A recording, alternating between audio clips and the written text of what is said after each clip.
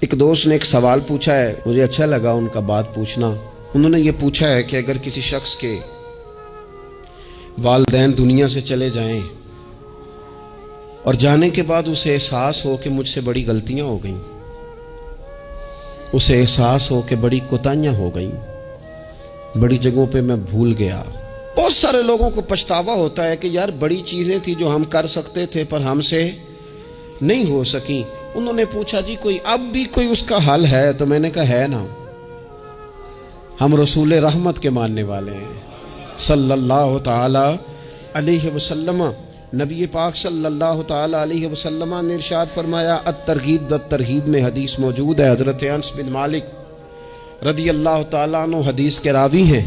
اللہ کے پیارے حبیب علیہ الصلوۃ والسلام نے فرمایا، جس بندے کے والدین یا دونوں میں سے کوئی ایک انتقال کر جائے اور وہ معاذ اللہ ان کا نافرمان ہو، تو فرمایا پھر ان کے لیے دعا کرتا رہے، استغفار کرتا رہے، کرتا رہے، کرتا رہے، کرتا رہے، امید ہے اللہ اسے نیکوکاروں میں لکھ دے گا، وہ فرما برداروں میں آ جائے گا۔ شرط یہ ہے کہ وہ ان کے لیے استغفار کرے، دعائے مغفرت کرے، اب ان کے لیے وہ اب ہی شروع کر دے ان کو یاد کرنا، اب ہی اس مقام پر آ جائے، ابھی کچھ سوچ لے، تو اللہ تعالیٰ کی بارگاہ سے کرم کی امید ہے کہ اللہ اس نے جو زندگی میں اس سے غلطیاں ہو گئی، رب اس کی ان غلطیوں کو معاف کر دے گا۔ روز استغفار کرے۔ ایک دوست نے مجھ سے ایک دفعہ پوچھا تھا کہ حضرت صاحب والدین چلے گئے ہیں، ان کے لیے کیا کروں؟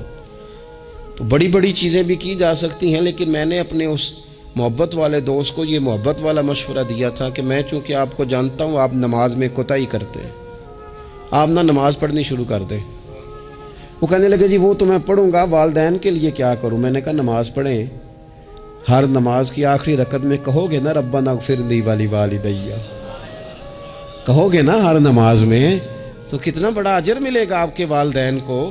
اور پھر وہ سارا اسلوب کہ پہلے آپ نے قیام کیا، پھر آپ نے رکوع کیا، پھر آپ نے سجدہ کیا، پھر آپ اتحیات میں بیٹھے، پہلے آپ نے اللہ کی بارگاہ کے اندر اس کی عبادت کرنے کا دھم بھرا، پھر اس کی وحدانیت کی شہادت دی، پھر اس کے محبوب پر درود پڑھا، اتنے سارے کام کر کے اب آپ نے آخر میں کہا ربنا اغفر لی ولیوالدیّ، یا اللہ مجھے بخش دے اور میرے والدین کو بخش دے۔ تو بتائیے اللہ کتنا کرم فرمائے گا۔